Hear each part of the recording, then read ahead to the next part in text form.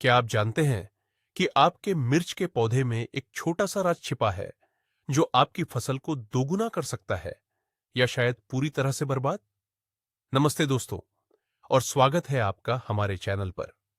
आज हम बात करेंगे बागवानी के उस एक फैसले की जो हर माली को दुविधा में डालता है।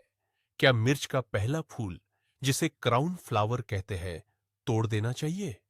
इंटरनेट पर कुछ लोग कहते हैं कि इसे हटाना जरूरी है, जबकि कुछ इसे सबसे बड़ी गलती मानते हैं।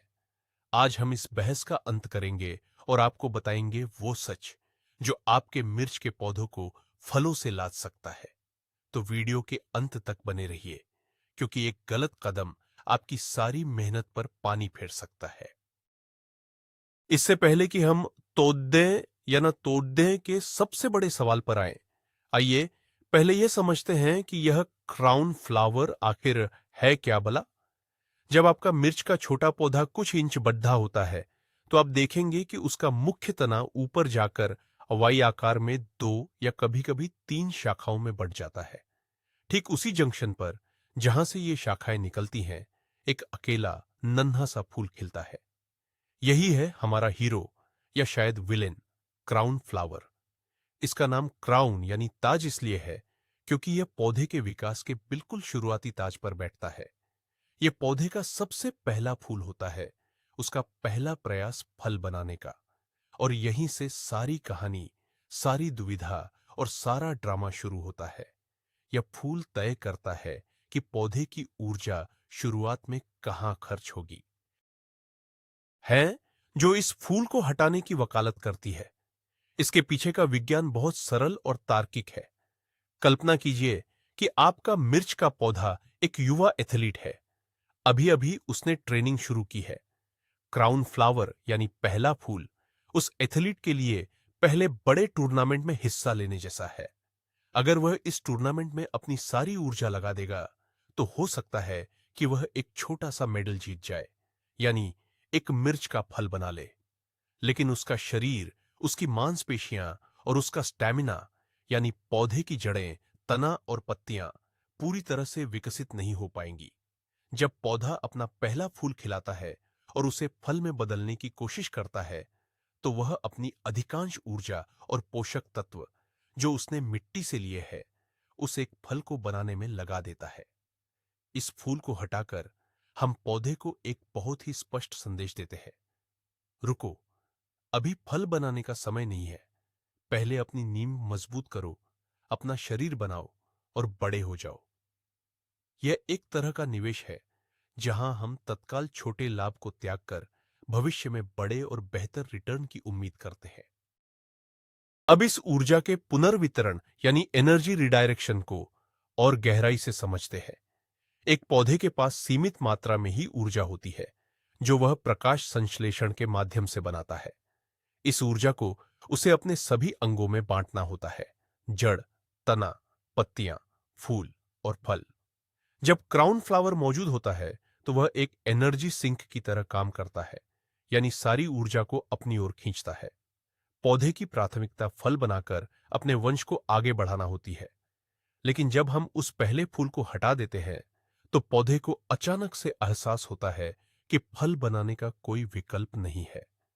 तो वह अपनी सारी बची हुई ऊर्जा को कहां भेजेगा? वह उसे अपनी नींव मजबूत करने में लगाता है। यह ऊर्जा सीधे पौधे की जड़ों के विकास में जाती है, जिससे जड़ें मिट्टी में और गहरी और फैली हुई हो जाती है। एक मजबूत जड़ प्रणाली का मतलब है कि पौधा मिट्टी से अधिक पानी और पोषक तत्व खींच सकता है, जो उसके समग्र स्वास्थ्य के लिए अत्यंत महत्वपूर्ण है। यह ठीक वैसा ही है जैसे एक इमारत बनाने से पहले उसकी नींव को मजबूत किया जाता है। जड़ों पर पड़ने वाले प्रभाव के बारे में हमने बात की, लेकिन पौधे के ऊपरी हिस्से का क्या? जब ऊर्जा को फल बनाने से रोका जाता है, तो वह पौधे की वानस्पतिक वृद्धि यानी वेजिटेटिव ग्रोथ को बढ़ावा देती है। इसका मतलब है कि पौधा अधिक शाखाएं और पत्तियां विकसित करना शुरू कर देता है। आपने देखा होगा कि कुछ मिर्च के पौधे लंबे और पतले हो जाते हैं, जिन पर कुछ ही फल लगते हैं। क्राउन फ्लावर हटाने से पौधा लंबा होने के बजाय झाड़ीदार और घना बनता है। वह अपनी ऊर्जा नई नई शाखाएं निकालने में लगाता है।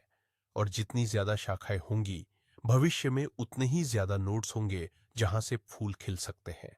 और जितने ज्यादा फूल होंगे, उतनी ही ज्यादा मिर्च लगेंगी। तो एक फूल को हटाने से आप पौधे को दर्जनों फूलों के लिए तैयार कर रहे हैं।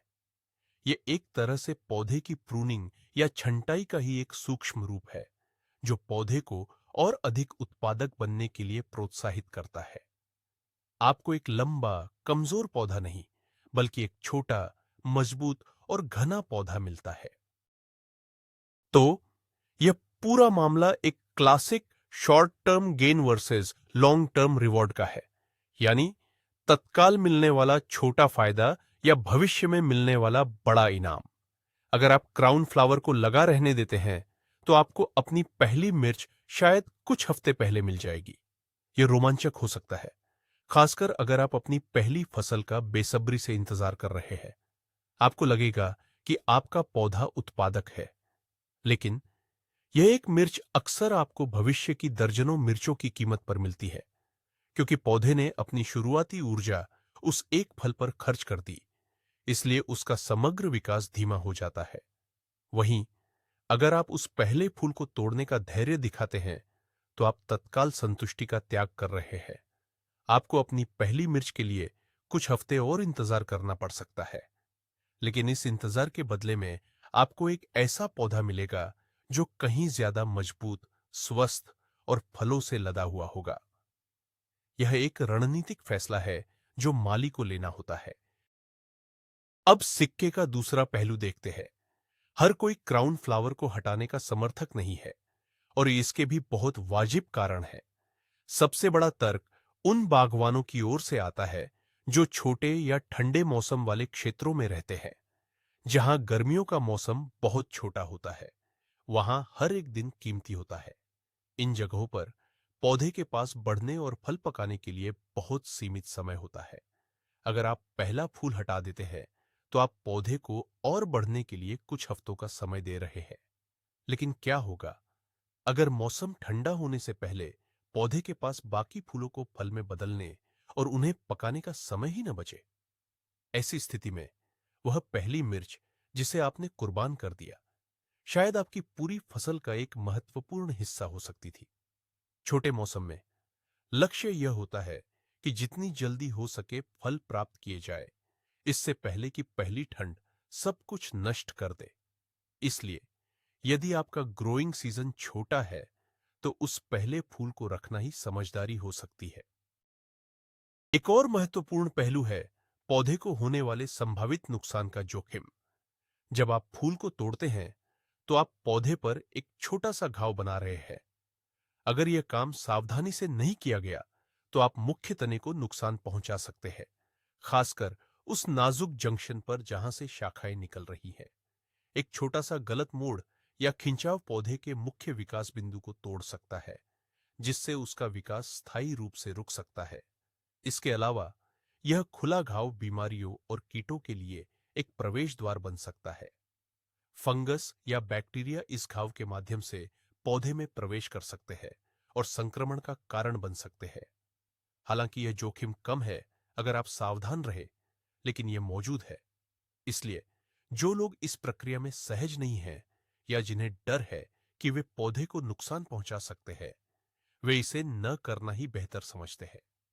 कभी कभी कुछ न करना ही सबसे अच्छा कदम होता है, खासकर जब आप अनिश्चित हो।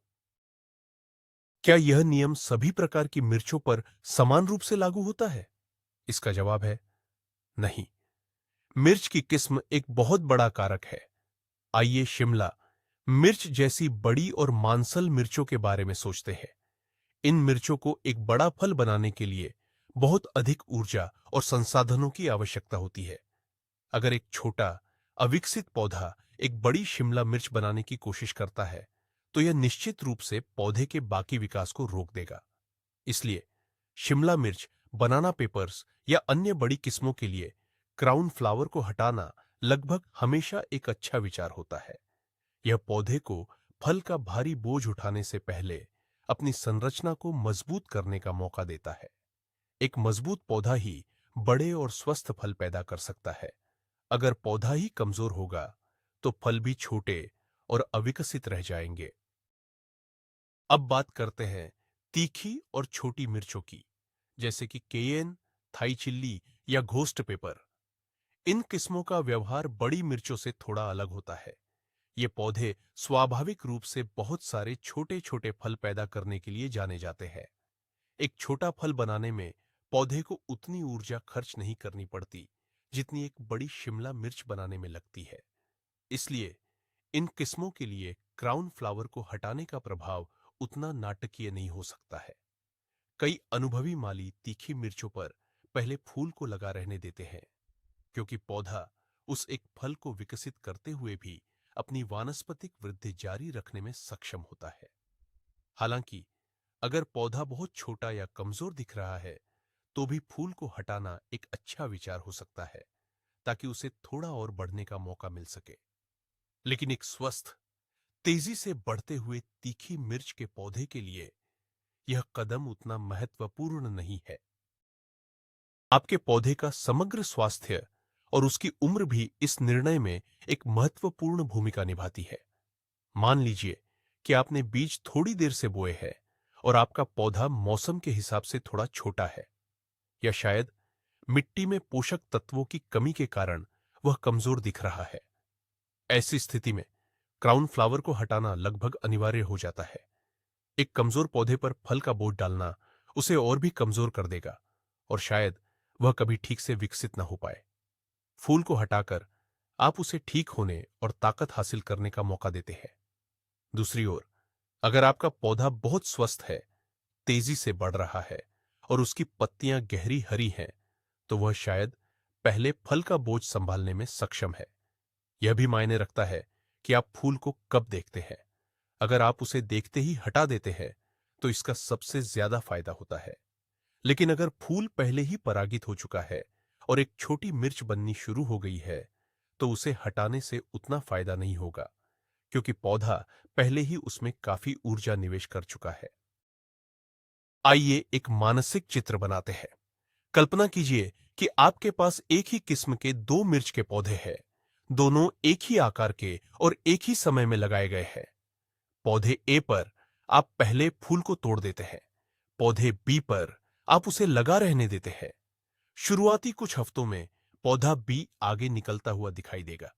उस पर एक छोटी सी मिर्च उग रही होगी, जबकि पौधा ए पर कुछ भी नहीं होगा। लेकिन 2 या 3 हफ्ते बाद आप एक बड़ा बदलाव देखना शुरू करेंगे। पौधा ए, जिस पर कोई बोझ नहीं था, वह पौधे बी की तुलना में अधिक झाड़ीदार, चौड़ा और ज्यादा पत्तियों वाला हो गया होगा। उसकी जड़ें भी मजबूत हो चुकी होंगी। अब जब पौधा ए फूलना शुरू करेगा तो वह एक साथ कई फूल पैदा करेगा, जबकि पौधा बी अभी भी अपनी पहली मिर्च को पकाने में व्यस्त हो सकता है। अंत में जब फसल का समय आएगा तो पौधा ए पर पौधे बी की तुलना में कहीं अधिक मिर्च लगने की संभावना है। यह दृश्य इस तकनीक के पीछे के सिद्धांत को स्पष्ट रूप से दर्शाता है। अब एक बड़े मिथक को तोड़ते हैं। क्या क्राउन फ्लावर को हटाने से हमेशा, हर हाल में दोगुनी फसल की गारंटी मिलती है? बिल्कुल नहीं। यह कोई जादुई बटन नहीं है जिसे दबाते ही आपकी फसल दोगुनी हो जाएगी। यह सिर्फ एक तकनीक है जो पौधे को एक बेहतर शुरुआत देने में मदद करती है। फसल का आकार कई अन्य कारकों पर निर्भर करता है, जैसे कि सूरज की रोशनी, पानी, मिट्टी की गुणवत्ता, पोषक तत्व और कीटों से बचाव। अगर आपके पौधे को पर्याप्त धूप नहीं मिल रही है या मिट्टी में पोषक तत्वों की कमी है, तो सिर्फ क्राउन फ्लावर हटाने से कोई चमत्कार नहीं होगा। यह तकनीक तभी सबसे अच्छा काम करती है जब पौधे की अन्य सभी जरूरतें पूरी हो रही हों। इसे एक अनुकूलन या ऑप्टिमाइजेशन के रूप में सोचें, न कि एक रामबाण इलाज के रूप में। यह एक स्वस्थ पौधे को और भी अधिक उत्पादक बनाने में मदद कर सकता है, लेकिन यह एक बीमार पौधे को ठीक नहीं कर सकता। क्या इस विषय पर कोई वैज्ञानिक शोध हुआ है? बागवानी की दुनिया में इस तरह के पारंपरिक ज्ञान पर अक्सर बहस होती है, जबकि आपको शायद सहकर्मी समीक्षित वैज्ञानिक पत्रिकाएं न मिले जो विशेष रूप से मिर्च के क्राउन फ्लावर पर केंद्रित हो, लेकिन इसके पीछे का सिद्धांत, जिसे एपिकल डोमिनेंस और सोर्स सिंक रिलेशनशिप कहा जाता है, वनस्पति विज्ञान में अच्छी तरह से स्थापित है। सिद्धांत यह है कि पौधे अपनी ऊर्जा को सबसे सक्रिय विकास बिंदुओं यानी सिंक की ओर भेजते हैं, जो अक्सर फूल और फल होते हैं। जब आप उस पहले सिंक को हटा देते हैं, तो ऊर्जा सोर्स को अन्य भागों में पुनर्वितरित किया जाता है। कई व्यावसायिक उत्पादक उपज को अधिकतम करने के लिए इसी तरह की तकनीकों का उपयोग करते हैं, जिसे पिंचिंग या टॉपिंग कहा जाता है। तो भले ही क्राउन फ्लावर शब्द एक घरेलू बागवानी शब्द हो, लेकिन इसके पीछे का विज्ञान ठोस है और व्यावसायिक कृषि पद्धतियों में भी इसका उपयोग होता है। विज्ञान एक तरफ, अनुभवी बागवानों का ज्ञान भी बहुत मायने रखता है। अगर आप बागवानी समुदायों में पूछेंगे, तो आपको दोनों तरफ के मजबूत विचार मिलेंगे। कुछ बागवान कसम खाते हैं कि वे सालों से ऐसा कर रहे हैं और उन्हें हमेशा बेहतर परिणाम मिले हैं। वे आपको अपनी झाड़ीदार, फलों से लदे पौधों की तस्वीरें दिखाएंगे। वे इसे अपनी वार्षिक दिनचर्या का एक अनिवार्य हिस्सा मानते हैं। वहीं आपको दूसरे अनुभवी बागवान भी मिलेंगे, जो कहेंगे कि उन्होंने कभी ऐसा नहीं किया और उनकी फसल भी हमेशा भरपूर होती है। वे तर्क देंगे कि प्रकृति को अपना काम करने देना सबसे अच्छा है और पौधे को पता है कि उसे क्या करना है। यह दिखाता है कि कोई एक ही सही तरीका नहीं है।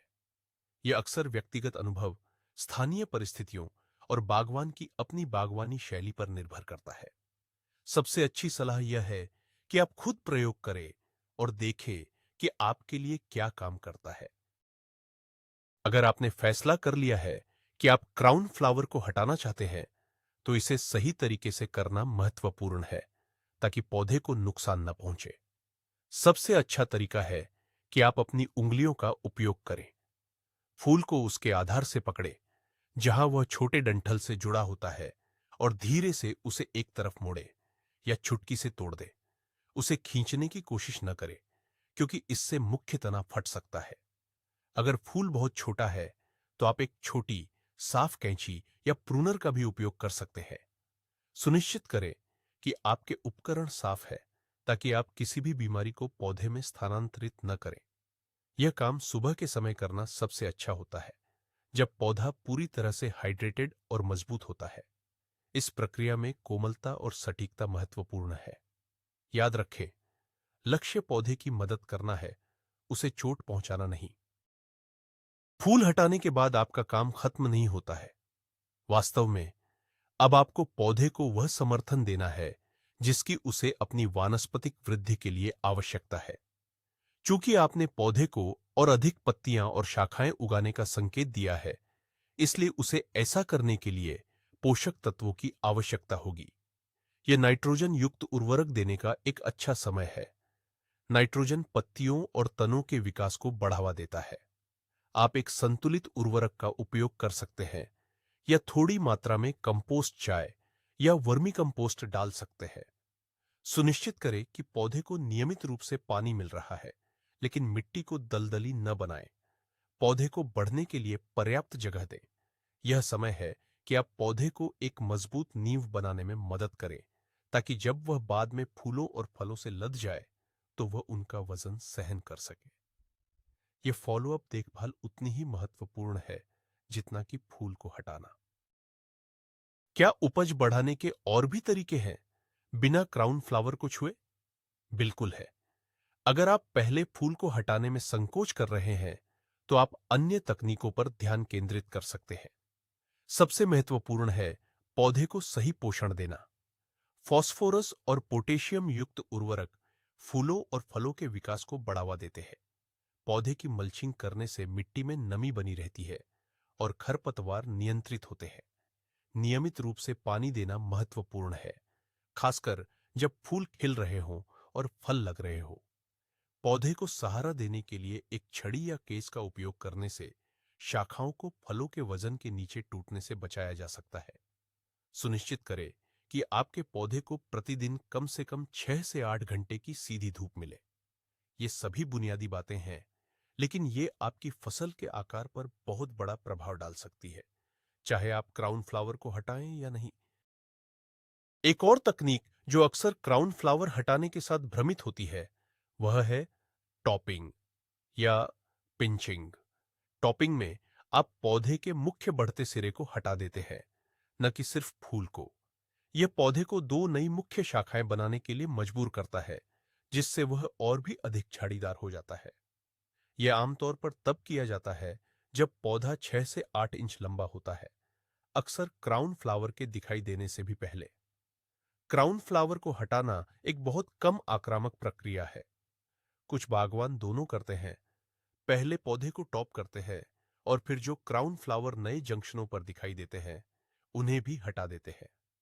यह एक बहुत ही झाड़ीदार और उत्पादक पौधा बनाने की एक उन्नत तकनीक है, लेकिन यह पौधे के विकास में और भी देरी करती है, इसलिए यह केवल लंबे मौसम वाले क्षेत्रों के लिए उपयुक्त है।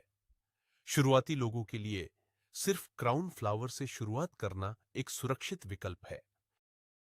पर्यावरण और बाहरी कारक भी इस निर्णय को प्रभावित कर सकते हैं। उदाहरण के लिए, मान लीजिए कि आप अपने मिर्च के पौधे को एक गमले में उगा रहे हैं।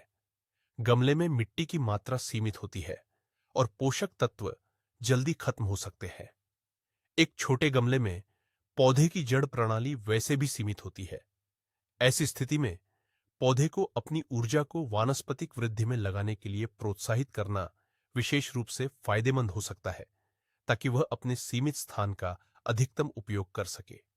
एक मजबूत पौधा गमले में बेहतर प्रदर्शन करेगा। इसके विपरीत, यदि आपने पौधे को एक अच्छी तरह से तैयार, पोषक तत्वों से भरपूर बगीचे की क्यारी में लगाया है, जहां उसकी जड़ों के फैलने के लिए बहुत जगह है, तो वह शायद पहले फल का बोझ आसानी से संभाल सकता है। आपको अपने पौधे के रहने की स्थिति पर भी विचार करना होगा। चलिए एक और परिदृश्य पर विचार करते हैं, परागण। मिर्च के फूल स्व परागण कर सकते हैं, लेकिन हवा और कीड़ों से भी मदद मिलती है। यदि आपके क्षेत्र में शुरुआती मौसम में परागण करने वाले कीट जैसे मधुमक्खियां कम सक्रिय हैं, तो हो सकता है कि आपका पहला क्राउन फ्लावर वैसे भी परागित न हो और अपने आप गिर जाए। इस स्थिति में उसे पहले ही हटा देना एक अच्छा विचार है, ताकि पौधा उस पर ऊर्जा बर्बाद न करे। हालांकि अगर आपके बगीचे में मधुमक्खियों की भरमार है, तो वह पहला फूल लगभग निश्चित रूप से एक फल में बदल जाएगा। यह एक छोटा सा विवरण है, लेकिन यह बागवानी के बड़े पारिस्थितिकी तंत्र का हिस्सा है। आपके बगीचे का स्वास्थ्य और जैव विविधता भी आपके निर्णयों को प्रभावित कर सकती है। यह सब आपस में जुड़ा हुआ है। अंतिम फैसला क्या है? जैसा कि हमने देखा, इसका कोई एक सीधा जवाब नहीं है। यह हां या ना का सवाल नहीं है, बल्कि कब और क्यों का सवाल है। संक्षेप में, यदि आप एक लंबे गर्म मौसम वाले क्षेत्र में रहते हैं और आपका लक्ष्य एक बड़े झाड़ीदार पौधे से अधिकतम संभव उपज प्राप्त करना है, तो क्राउन फ्लावर को हटाना एक उत्कृष्ट रणनीति है, खासकर बड़ी फल वाली किस्मों के लिए। यह भविष्य की बम्पर फसल के लिए एक छोटा सा बलिदान है। यह पौधे को एक मजबूत नींव बनाने का मौका देता है। लेकिन यदि आप एक छोटे ठंडे मौसम वाले क्षेत्र में रहते हैं, जहां हर पकने वाला फल एक जीत है, तो उस पहले फूल को रखना शायद बेहतर है। यह सुनिश्चित करता है कि आपको कम से कम कुछ तो फसल मिले, भले ही पौधा उतना बड़ा ना हो पाए। आपको अपनी परिस्थितियों का मूल्यांकन करना होगा और वह निर्णय लेना होगा जो आपके और आपके पौधों के लिए सबसे अच्छा हो। तो दोस्तों, क्राउन फ्लावर को तोड़ने का फैसला कोई काला या सफेद नहीं, बल्कि पूरी तरह से ग्रे है। सबसे बड़ा ट्विस्ट या आहा मोमेंट यह है कि कोई एक नियम सब पर लागू नहीं होता। इसका सही जवाब आपके बगीचे, आपके मौसम और आपके लक्ष्यों में छिपा है। आपको अपने पौधे, अपनी मिट्टी और अपने मौसम का डॉक्टर खुद बनना होगा। प्रयोग करने से न डरे। शायद इस साल आप अपने कुछ पौधों पर इसे आजमा सकते हैं और कुछ को वैसे ही छोड़ सकते हैं, ताकि आप खुद परिणाम देख सकें। बागवानी सीखने का सबसे अच्छा तरीका यही है। देखने के लिए आपका बहुत बहुत धन्यवाद। अब हम आपसे सुनना चाहते हैं, आपका अनुभव क्या कहता है? क्या आप क्राउन फ्लावर हटाते हैं या नहीं? और आपको क्या परिणाम मिले? हमें नीचे कमेंट्स में जरूर बताएं। अगर आपको यह जानकारी पसंद आई हो और आप इस बहस को सुलझाने में मदद करना चाहते हैं, तो वीडियो को लाइक करें और ऐसे ही गार्डनिंग सीक्रेट्स के लिए हमारे चैनल को सब्सक्राइब करना ना भूलें। अगली बार तक हैप्पी गार्डनिंग।